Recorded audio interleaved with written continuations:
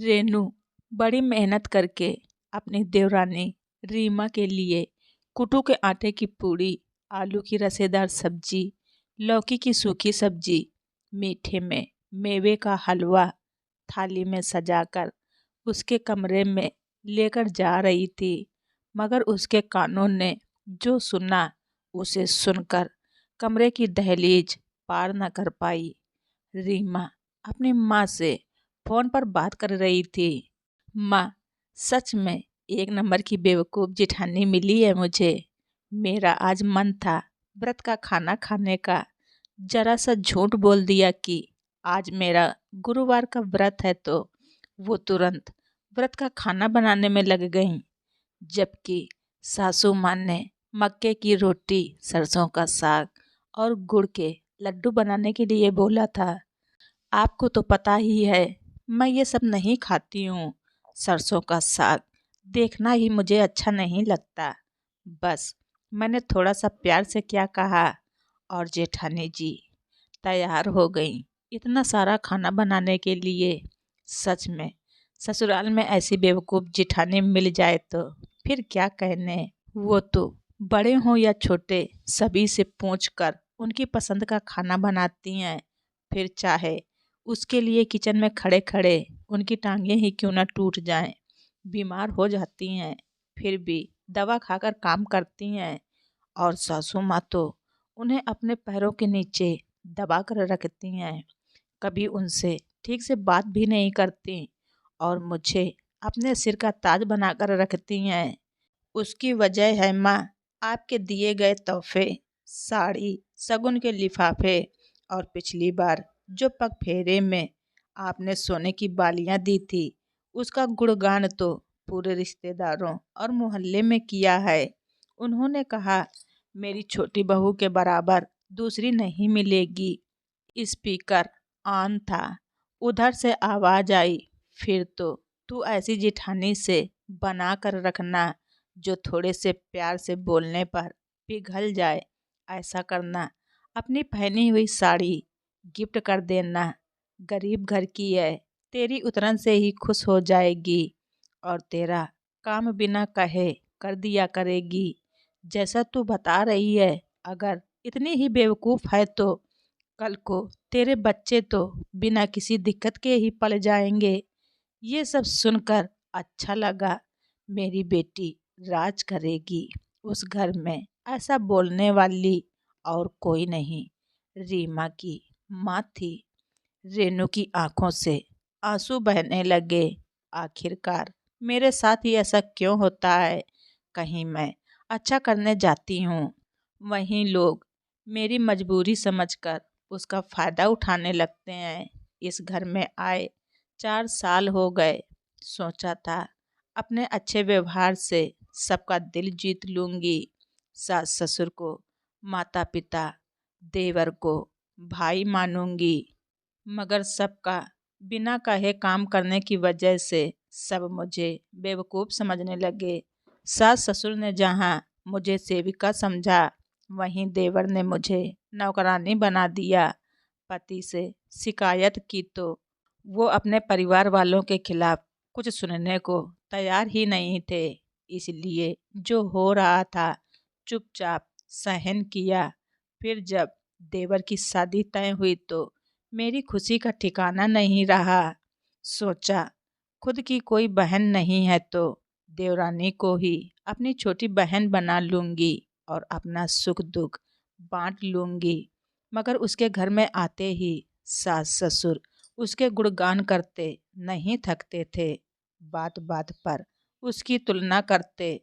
देवर देवरानी को कोई काम नहीं करने देता। 2 महीने हो गए थे रीमा ने किचन के दर्शन नहीं किए। हाँ, जब कुछ भी अच्छा खाने का मन करता तो मुझसे मीठी मीठी बातें बोलकर अपना काम निकलवा लेती।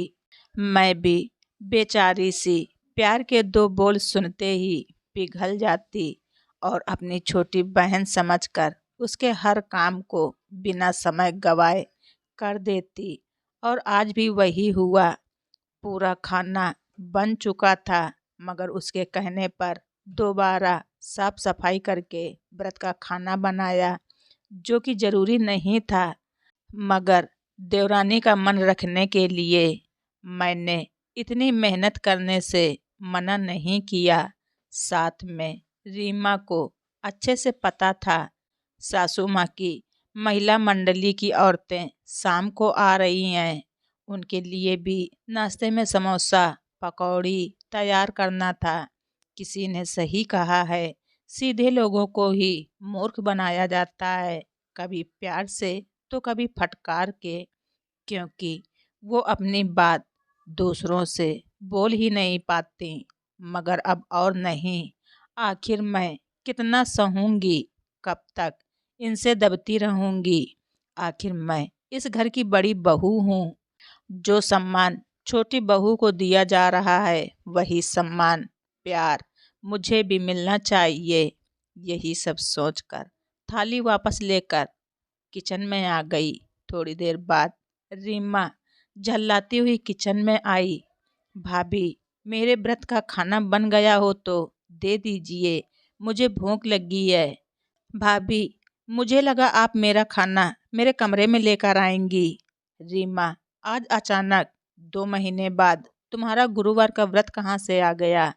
आज तक तो तुमने कभी व्रत नहीं किया। रेनू ने सवाल किया। रीमा सकपकाते हुए बोली, जी जी भाभी, वो तुम्हारा कोई व्रत नहीं था ना रीमा? रीमा सिर झुकाए खड़ी थी। सुनो रीमा, आइंदा मुझसे इस तरह का मजाक मत करना। तुम्हारा व्रत का सारा खाना मैंने खा लिया है। तुम्हें ज़्यादा भूख लगी है तो खुद बना लो। और हाँ, आज से दोपहर का खाना मैं बनाऊंगी और रात का खाना तुम बनाओगी। 2 महीने हो गए, तुम्हारी मेहंदी भी पूरी तरह से उतर चुकी है। अब तुम्हें रसोई का काम करने में कोई दिक्कत नहीं होनी चाहिए। मेरी तेज आवाज़ सुनकर देवर संतोष और सासू माँ दौड़ी दौड़ी किचन में पहुंची और बोली, बड़ी बहू, ये क्या तरीका है छोटी बहू से बात करने का? बेचारी नई है तो तुमने उसे अकेला समझ लिया है। मैं उसके साथ खड़ी हूँ, ज़्यादा हुक्म चलाने की ज़रूरत नहीं है, समझी? जैसा होता चला आया है वैसा ही होता रहेगा। हमेशा याद रखना, ये घर मेरा है, यहाँ मेरे नियम चलेंगे। बोलकर सर से सर का पल्लू ठीक करने लगी।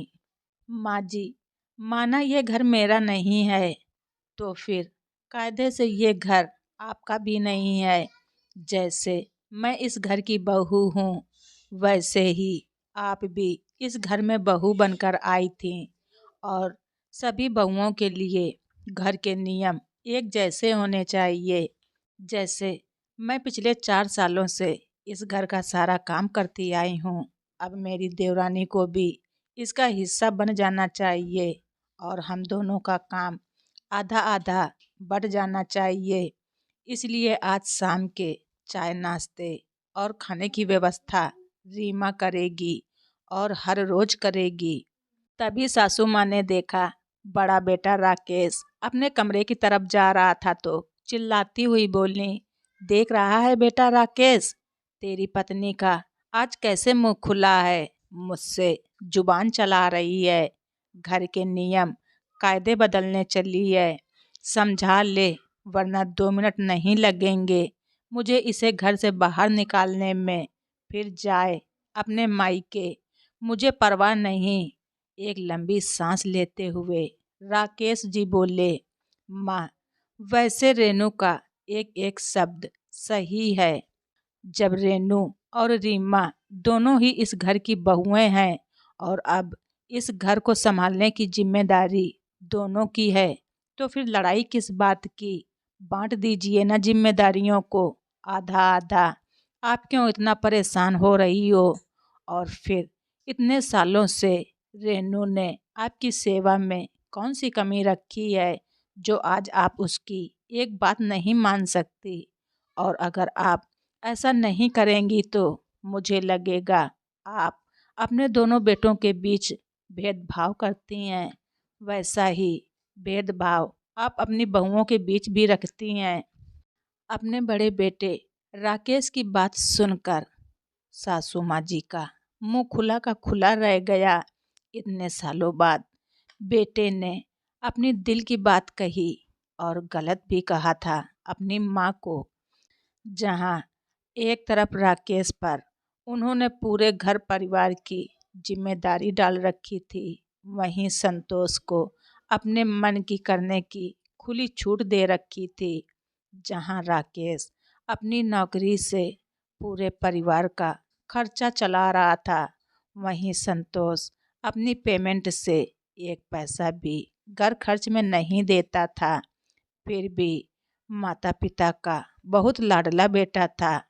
बस इसीलिए क्योंकि वो छोटा था और आज सासू माँ जी वैसा ही व्यवहार अपनी दोनों बहुओं के बीच में कर रही थी, जो कि पूरी तरह से गलत था, जिसका नाजायज़ फ़ायदा कहीं ना कहीं संतोष और रीमा दोनों उठा रहे थे। तब सासू माँ बोली, जैसा होता चला आ रहा है उसे बदलने का समय आ गया है। बड़ी बहू सही कह रही है रीमा, आज से तुम अपनी जिम्मेदारी संभालो और अब से राकेश, संतोष, तुम दोनों घर के खर्चे भी आधे आधे बांट लो। जो भूल मुझसे हुई है अब मैं उसे ज़रूर सुधारूंगी और इस घर में किसी के साथ अन्याय नहीं होगा। अब सब लोग साथ मिलकर रहेंगे और घर के काम भी सभी लोग मिल बांट कर करेंगे। तो दोस्तों, आप सभी लोगों को हमारी ये स्टोरी कैसी लगी कमेंट बॉक्स में ज़रूर लिखें। चैनल पर नए हैं तो सब्सक्राइब करना ना भूलें। धन्यवाद। रीचा वॉइस।